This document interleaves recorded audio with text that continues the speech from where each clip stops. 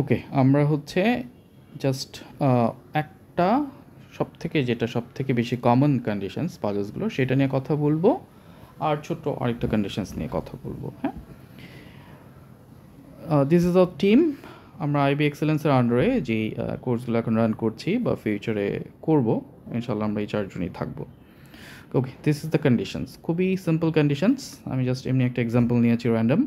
তোমরা পাজেসগুলো সলভ করা শুরু করলেই দেখবা যে পাজেসগুলো বেশ কিছু পাজেস এরকম থাকে যে কমিটি ফর্ম করতে হবে, গ্রুপ ফর্ম করতে হবে, ওইখানে এই ধরনের কন্ডিশনস দেখবাই। এটা বাংলায় বললে সিম্পল কন্ডিশনসটা কিছুই না, এটা হলে ওটা হবে, হ্যাঁ, অমুক থাকলে তমুক থাকবে, এই টাইপ কথাবার্তা। এটা খুব সিম্পল। তারপর এখানে কিছু অনেকের মাঝে একটু কনফিউশন অ্যারাইজ করে, এই জন্যই এই কন্ডিশনসটা নিয়ে কথা বলা।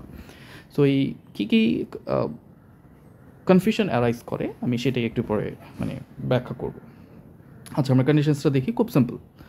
এটা ম্যাক্সিমাম এটা বুঝবা, এটা নিয়ে খুব একটা প্রবলেম হবে না। বাট যে প্রবলেমগুলো হয় আমি সেগুলো নোট ডাউন কী বলবো বলে দিচ্ছি, এগুলো জানি ভুল না করো। ওকে, কন্ডিশনসটা কি? If Shubhra is in the committee then Sagar will be in the committee. একদম খুব ক্লিয়ার কাট বলা আছে, শুভ্র থাকলে সাগর থাকবে, এটাই কথা। কিন্তু অনেকে যে ভুলটা করে, এই যে ভাইস ভার্সা, যেটা যে সাগর থাকলে তাহলে কি হবে, এটা তো বলা নাই, এখানে বলা আছে কিছুই বলা নাই। শুভ্র থাকলে সাগর থাকবে, সাগর থাকলে কি হবে বলা নাই, বা সাগর থাকার জন্য একমাত্র কন্ডিশন শুভ্র, এটাও কিন্তু বলা নাই। শুভ্র থাকলে সাগরকে থাকতে হবে, সাগর নিজে একাও থাকতে পারে। হ্যাঁ, সাগর কারো ওপর একদম ফুলি ডিপেন্ডেন্ট না। হ্যাঁ, শুভ্র থাকলে ওকে থাকতেই হচ্ছে, এই ক্ষেত্রে সে ডিপেন্ডেন্ট একটু, তার কন্ডিশনসের মধ্যে পড়ে যায়। বাট সে কিন্তু একাও থাকতে পারে। শুভ্র না থাকলে যে সাগর থাকবে না, এই কথাটা কিন্তু এখানে বলা নেই। কিন্তু অনেকেই যে বাই ডিফল্ট এটা ধরে নেয়, ওকে, যে শুভ্র থাকলে সাগর থাকবে, তার মানে হচ্ছে শুভ্র থাকলে সাগর থাকা যাবে না। এটা কিন্তু এখানে কোথাও বলে নাই, বা রিভার্সটাও বলে নাই। সো আমরা এই ভুলগুলো করব না। আমি এই কথাগুলোই যা বললাম, আমি এটা একটু যে কী বলবো, অ্যারো সাইন দিয়ে আর কালার দিয়ে বুঝাইছি। গ্রিন কালার মানে ইটস ট্রু, রেড কালার মানে ইটস নট ট্রু, রাইট? যে কি, শুভ্র থাকলে সাগর থাকবে, ওকে, দিস ইজ ট্রু। বাট সাগর থাকলে শুভ্র থাকতেই হবে এমন কোনো কথা বলা নাই, so this is not true. আচ্ছা, আবার একটু ওই শুভ্র থাকলে সাগর থাকবেই এই কথাটাকে আবার একটু অন্যভাবে ঘোরায় বলা যায়। কিভাবে? শুভ্র থাকলে যেহেতু সাগরকে থাকতেই হচ্ছে, তার মানে আমি যদি এখন বলি যে কথাটাকে ঘুরায় এভাবে বলা যায় যে সাগর যদি না থাকে তাহলে কিন্তু শুভ্র থাকতে পারবে না। কথাটা কিন্তু সেম, অন্যভাবে বলা হচ্ছে বাট সেম কথা। কেন?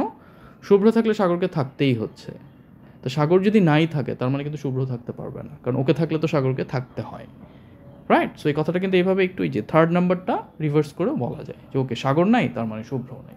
তার মানে তোমাকে যদি এখন আমি এইভাবে একটু সিচুয়েশন দিয়ে মুখে মুখে জিজ্ঞেস করি যে তুমি কন্ডিশনসটা জানো, তুমি আবার এটাও জানো যে অলরেডি তোমার হচ্ছে কমিটিতে শুভ্র আছে, তাহলে কি সাগর আছে? তুমি বলবো যে হ্যাঁ, এটাই তো কন্ডিশন, শুভ্র থাকলে তো সাগরকে থাকতেই হবে, তার মানে সাগর আছে। আচ্ছা, এখন আবার আমি তোমাকে জিজ্ঞেস করলাম যে আচ্ছা, আমি তো শুনলাম যে কমিটিতে অলরেডি নাকি সাগরকে ইনক্লুড করা হয়েছে, তো তুমি আমাকে কি বলতে পারবা শিওর হয়ে যে এখানে শুভ্র আছে কি না? তো বলবো যে না ভাইয়া, এটা তো আসলে বলা পসিবল না। হ্যাঁ, কারণ সাগর থাকলে কি হবে এটা আমরা কন্ডিশনস জানি না, সো এটা ফুললি কমিটির লিস্ট না দেখে এটা আমার পক্ষে বলা পসিবল হচ্ছে না, রাইট? আচ্ছা, আবার আমি তোমাকে বললাম যে কমিটিতে কিন্তু সাগর নাই, এটা কনফার্ম, তাহলে কি শুভ্র আছে না? তাহলে তো শুভ্র থাকার প্রশ্নই ওঠে না। হ্যাঁ, কারণ শুভ্র থাকলেই সাগরকে থাকতে হয়, আপনি বলতেছেন সাগরকেই তারা দেয় নাই, তার মানে শুভ্র এখানে থাকার পসিবল না। ওকে, সো এই যে কন্ডিশনসগুলোকে আমরা এইভাবে চিন্তা করব, যা আছে তাই। ভাইস ভার্সাটা কখনো ঠিক ধরে নিও না, ভাইস ভার্সা থাকতে পারে, তাহলে সেটা মেনশন থাকবে। কিভাবে থাকবে এটা আমি একটু পরে বলতেছি। ওকে, আচ্ছা, ইফের রিভার্স কন্ডিশনটা হলো অনলি ইফ। ম্যাক্স হচ্ছে তোমার কোয়েশ্চেনগুলোতে ইফই পাবা, অনলি ইফ খুব রেয়ার কেসেস, অনলি ইফও অনেক সময় দেখা যেতে পারে দু একটা কোয়েশ্চেন্সে। সো অনলি ইফটা তোমাদের জেনে রাখা ভালো। অনলি ইফ নিয়ে সবাই একটু কনফিউজড হয়।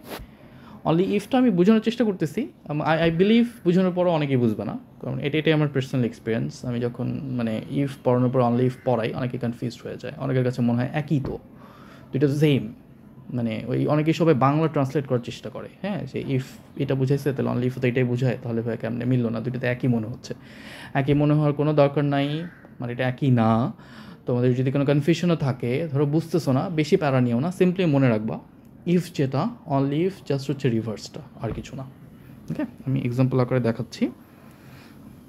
এই এই এখানে আবার ইফের একটা এক্সাম্পল নিছি, সেমটাই অনলি ইফ দিয়ে নিছি।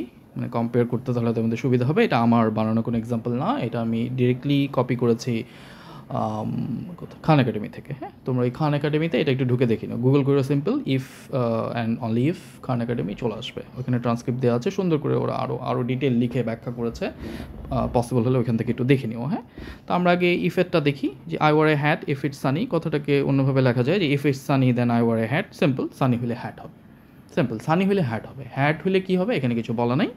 আবার আমরা কেউ যার একটু অন্যভাবে বলতে পারি নট হ্যাট হলে নট সানি, এটা রাইট। তার মানে এখানকার কন্ডিশনসটা কি, সানি হলে হ্যাট।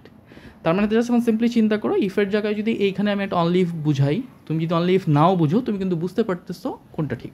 তুমি যদি এই প্যাটার্নটা মনে রাখো যে ওকে ইফ হইলে তো এটা সানি হইলে হ্যাট, তাহলে অনলি ইফ হইলে জাস্ট রিভার্সটা ঠিক হবে, হ্যাট হইলে সানি, শেষ। এইটুক যদি মনে রাখো গুড এনাফ। বাট আমি এইভাবে এই মুখস্থ করার পক্ষপাতি না, তোমাদের একটু বুঝেই করা উচিত। হ্যাঁ, তো আমি একটু বোঝানোর চেষ্টা করি, কতটা সফল হবো জানি না, বাট প্যাটার্নটা কিন্তু এটা মনে রেখো।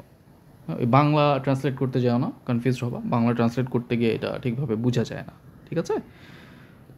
আবারও বলতেছি, এই অনলি ইফটা অনেকেরই ইফই মনে হয়, বাট এটা অ্যাকচুয়ালি না। এই যে এটা যেটা লেখা আছে যে এখানে যদি এখন লিখি ওই ইফের জায়গায় অনলি ইফ বসানো হয়েছে, I wear a hat only if it's sunny. So যখন ইফ ছিল তখন মিনিং ছিল সানি হলে হ্যাট, এখন জাস্ট মিনিংটা রিভার্স হয়ে যাবে হ্যাট হলে সানি, রাইট। আচ্ছা, এটা আমি যদি একটু ব্যাখ্যা করার চেষ্টা করি যে ব্যাপারটা বেসিক্যালি কী, যে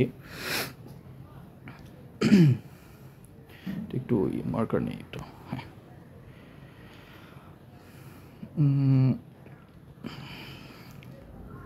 এইভাবে যদি আমরা একটু চিন্তা করি,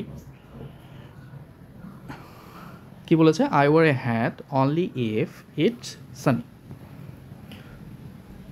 তার মানে হ্যাট পরার জন্য অনেকগুলা কন্ডিশনস থাকতে পারে, তার মধ্যে একটা হচ্ছে অবশ্যই সানি হইতে হবে। এটার মিনিং কিন্তু এটা, হ্যাট পরার অনেকগুলো কন্ডিশনস আছে রিকোয়ার্ড, তার মধ্যে একটা অবশ্যই সানি হওয়া, আরও কিন্তু আছে, আরও আছে, রাইট। এখানে কখনোই বলে নাই যে একমাত্র রিজন এটা, এই অনলি ইফ দেখে আবার একমাত্র, অনলি একমাত্র এই বাংলা ট্রান্সলেট করতে যায় না, এটার মিনিং হচ্ছে এটা। তার মানেটা কি, হ্যাট পড়তে গেলে ধরলাম আমাকে 4টা কন্ডিশনস ফিল আপ করতে হয়, তার মধ্যে একটা হচ্ছে সানি। তো এইখান থেকে তুমি যদি আগের মতো বলো যে আচ্ছা সানি, তার মানে তো হ্যাট হলো না তো, রাইট। তুমি অন্য কন্ডিশনসগুলো ফিল আপ হয়েছে কিনা তোমার তো জানা নাই। সো তুমি কিন্তু এই অনলি ইফের জায়গায় অনলি ইফ যদি বলা থাকে সেটাকে যদি বলো সানি হইলে হ্যাট, এটাই মিনিং না, এটা ট্রু না। হ্যাঁ, রিভার্সটা ট্রু। কীভাবে, যে হ্যাট পড়ার অনেকগুলো কন্ডিশনসের মধ্যে একটা মাস্ট কন্ডিশন হচ্ছে সানি হওয়া। সো আমি যদি জানি যে ও হ্যাট পড়েছে, তার মানে অবশ্যই সানি ছিল, সানি সহ আরও কিছু কন্ডিশনস ছিল, কিন্তু সানি ওই দিন ছিলই। সানি মিন্স হচ্ছে আর কি সান, হ্যাঁ, এখানে সানি আবার কোনো নামের সাথে মেলায়ও না। তাহলে আমি এইভাবে চিন্তা করব, রাইট, যে okay I wear a hat only if it's sunny, এটার মিনিং হচ্ছে হ্যাট পড়ার অনেকগুলো কন্ডিশনসের মধ্যে, ম্যান্ডেটরি কন্ডিশনসের মধ্যে সানিও একটা ম্যান্ডেটরি কন্ডিশনস। সো আজকে যদি সানি হয় আমি হ্যাট পড়তেও পারি নাও পারি, কিন্তু আমি যদি জানি যে আজকে আমি মানে হ্যাট পড়েছে কেউ, এবং আমি যেহেতু এটা জানি অনেকগুলো ম্যান্ডেটরি কন্ডিশনসের মধ্যে সানিও একটা ম্যান্ডেটরি কন্ডিশনস ছিল, সো আমি শিওর হয়ে বলতে পারবো যে হ্যাঁ ও হ্যাট পড়েছে, তার মানে আজকে সানি ছিল। এই অনেক কিছু বললাম, অনেকে বুঝবা, এখানে অনেকে বুঝবো না, স্টিল জানি অনেকে বুঝবো না, তোমাদের বেশি প্যারা খাওয়ার দরকার নেই। ওই কী জানি খান একাডেমিতে এইভাবেই আসলে বলা আছে, সো এটা একবার পড়ে দেখো, স্টিল যদি না বুঝো তাহলে যেটা করবো জাস্ট প্যাটার্নটা মনে রাখো। আর এটাই অনলি ইফ এমনিও খুব একটা ইম্পর্টেন্ট কিছু না, অনলি ইফ খুব একটা দেখা যায় না, ইফটাই বেশি দেখা যায়, রাইট। ওকে, আচ্ছা, এরপরে আমরা নেক্সট স্লাইডে যাই।